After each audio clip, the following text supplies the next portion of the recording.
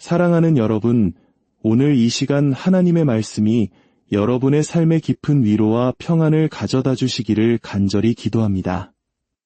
우리가 함께 나눌 이 이야기가 여러분의 마음에 은혜의 씨앗으로 심기어진다면 좋아요와 구독을 통해 이 은혜를 더 많은 이들과 함께 나누는 복음의 통로가 되어주시길 부탁드립니다. 여러분의 작은 손길이 하나님의 귀한 사역에 동참하는 아름다운 발걸음이 될 것입니다. 이 복된 여정에 함께 하시는 모든 분들 위해 주님의 축복이 가득하기를 소망합니다. 성경은 단순한 규칙이나 교훈을 모아놓은 책이 아닙니다. 그것은 창세부터 요한계시록까지 이어지는 장대하고 거대한 하나의 이야기입니다. 그리고 오늘 우리가 함께 살펴볼 여호수아서는 그 위대한 이야기의 매우 중요한 전환점이자 때로는 많은 이들에게 오해를 받기도 하는 책입니다. 여호수아서를 제대로 이해하기 위해서는 먼저 성경 전체의 큰 그림 안에서 이 책이 어디에 위치하는지 알아야 합니다. 모든 것은 창세기 12장에서 하나님께서 아브라함에게 주신 약속에서 시작됩니다. 내가 너로 큰 민족을 이루고 내게 복을 주어 내 이름을 창대하게 하리니 너는 복이 될지라. 이 약속의 핵심은 세 가지였습니다. 바로 자손, 즉 위대한 민족, 그들이 살아갈 땅, 그리고 그들을 통해 세상 모든 민족이 받을 복이었습니다.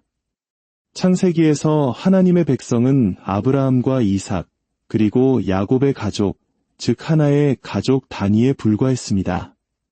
하지만 시간이 흘러 출애굽기에 이르면 그들은 마침내 거대한 민족을 이루게 됩니다.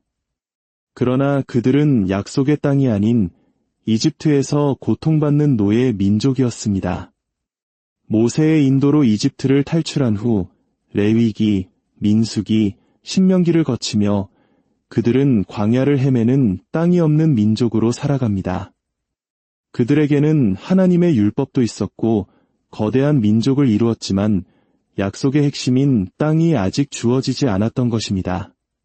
그리고 마침내 바로 여호수아서에서 그들은 약속의 땅 가나안으로 들어갑니다.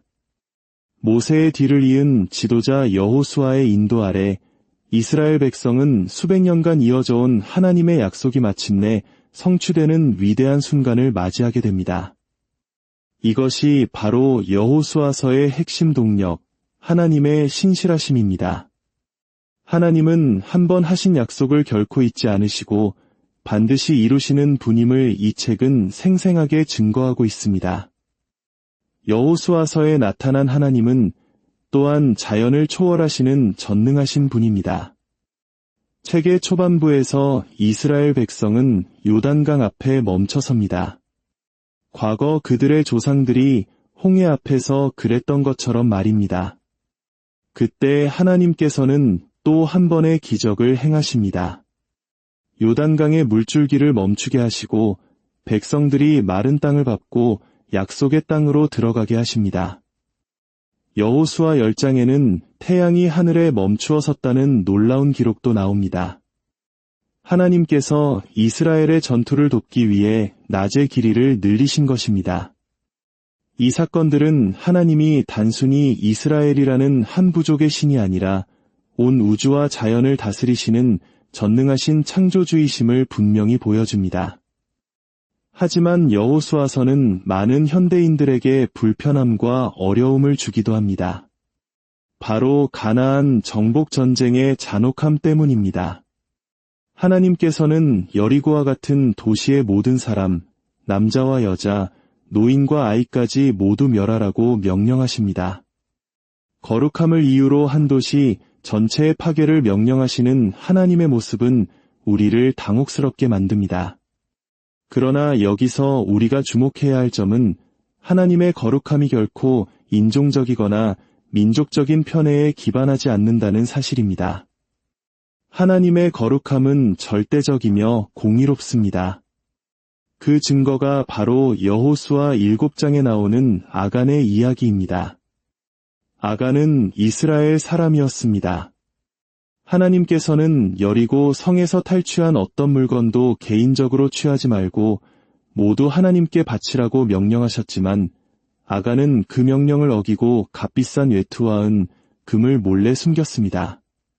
그 결과 이스라엘은 다음 전투에서 패배하게 되고 아간의 죄가 드러나자 그와 그의 온 가족이 돌에 맞아 죽는 끔찍한 심판을 받게 됩니다. 이 사건은 우리에게 중요한 사실을 알려줍니다. 하나님의 거룩함의 기준은 이방인에게나 이스라엘 백성에게나 동일하게 적용된다는 것입니다.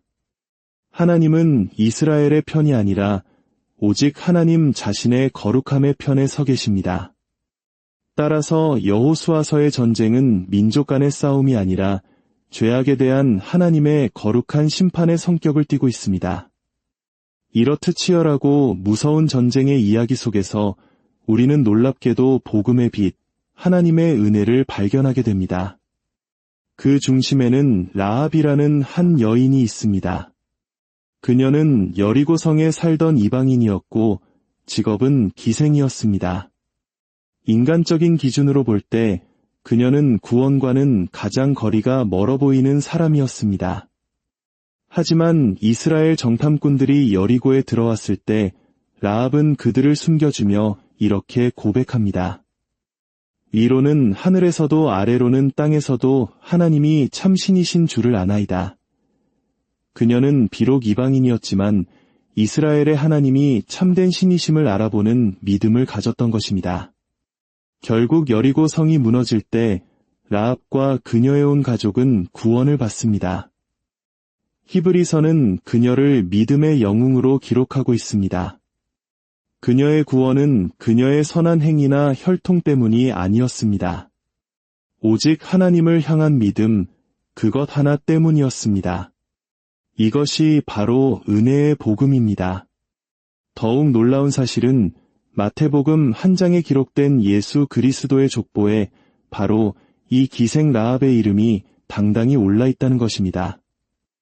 이 사실은 우리에게 엄청난 위로와 희망을 줍니다. 우리의 과거가 어떠했든, 우리가 어떤 죄를 지었든, 우리의 출신이 어떠하든 상관없습니다. 예수 그리스도를 믿는 믿음 안에서 우리는 그분의 거룩한 가족의 일원이 될 수 있다는 놀라운 약속입니다. 여호수아서의 이야기는 궁극적으로 한 분, 바로 예수 그리스도를 가리키고 있습니다. 여러분, 여호수아라는 이름과 예수라는 이름이 히브리어로 예슈아라는 같은 이름이라는 사실을 알고 계십니까? 그 이름의 뜻은 여호와께서 구원하신다입니다. 그렇습니다. 구약의 여호수아는 신약의 진정한 여호수아이신 예수 그리스도의 그림자였습니다. 하지만 두 여호수아 사이에는 결정적인 차이가 있습니다. 첫 번째 여호수아는 칼과 전쟁이라는 폭력적인 방법을 통해 이스라엘 백성에게 가나안이라는 물리적인 땅과 일시적인 안식을 주었습니다. 그러나 진정한 여호수아이신 예수 그리스도께서는 이 땅에 오셔서 세상의 모든 죄와 폭력을 친히 자신의 몸으로 십자가 위에서 감당하셨습니다. 그리고 그 희생을 통해 우리에게 새 하늘과 새 땅이라는 영원한 안식을 선물로 주셨습니다. 여호수아가 악과 싸우기 위해 칼을 들었다면 예수님은 악과 싸우는 새로운 방법을 우리에게 가르쳐 주셨습니다. 로마서 12장은 말합니다. 악에게 지지 말고 선으로 악을 이기라. 예수님은 칼과 창이 아니라 사랑과 용서로 자비와 긍휼로 악의 세력을 이기는 방법을 보여주셨습니다. 시끄러운 북소리나 날카로운 칼날이 아니라 사랑과 자비의 행동으로 하나님의 나라가 임한다고 가르쳐 주셨습니다. 그래서 우리는 여호수아서를 읽으며 가나안 족속의 죄악이 얼마나 컸는지 하나님의 거룩함이 얼마나 엄중한지를 이해하게 됩니다. 동시에 우리는 신약의 주님, 예수 그리스도께 감사하게 됩니다. 그분이야말로 우리의 진정한 용사이시며 폭력이 아닌 용서로 미움이 아닌 사랑으로 승리하는 진정한 전쟁을 보여주셨기 때문입니다. 여호수아서는 단순히 고대의 정복 전쟁 이야기가 아닙니다. 그것은 하나님의 약속이 얼마나 신실하게 이루어지는지 하나님의 거룩함이 얼마나 절대적인지, 그리고 그 모든 것을 뛰어넘는 하나님의 은혜가 어떻게 죄인을 구원하는지를 보여주는 위대한 서사시입니다. 그리고 이 모든 이야기는 결국 우리를 위한 진정한 안식의 땅을 마련하시기 위해 십자가를 지신 영원한 구원자, 우리의 진정한 여호수아, 예수 그리스도께로 우리를 인도합니다. 우리의 삶이 때로는 광야처럼 척박하고 요단강처럼 건널 수 없는 장애물 앞에 놓인 것처럼 느껴질 때가 있습니다. 그러나 우리에게는 진정한 여호수아, 예수 그리스도께서 함께 하십니다. 그분 안에서 참된 안식과 평안을 누리시는 저와 여러분이 되기를 주님의 이름으로 간절히 축원합니다. 우리의 참된 안식이자 영원한 승리이신 주 예수 그리스도의 은혜가 이 말씀을 듣는 모든 분들의 삶 가운데 오늘 그리고 영원토록 함께 하시기를 기도합니다. 아멘.